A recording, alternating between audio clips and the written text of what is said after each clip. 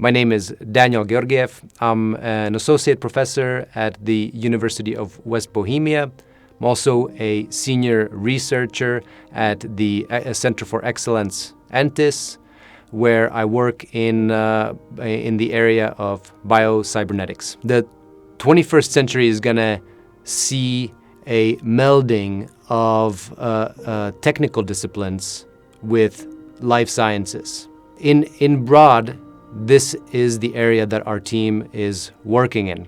More concretely, we are a key partner of the Czech National Registry of Marrow Donors, for whom we've developed a series of computational tools that today are being used by the registry to search for donors, to find the donors faster and more precisely than they have been able to do in the past.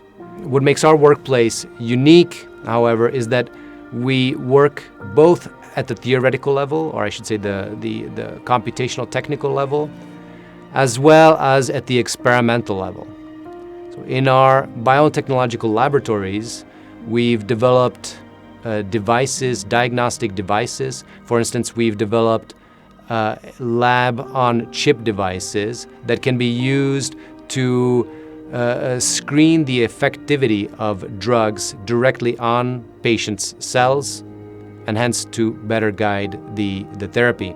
So this field is incredibly creative. Every day we're seeing new technologies being used in entirely new ways, and that level of creativity and foundation building is incredibly motivating for me. Of course, a huge driving factor is the knowledge that if these tools do work as they should, then somewhere a doctor can use these tools to actually improve a patient's health. That to me is just amazing.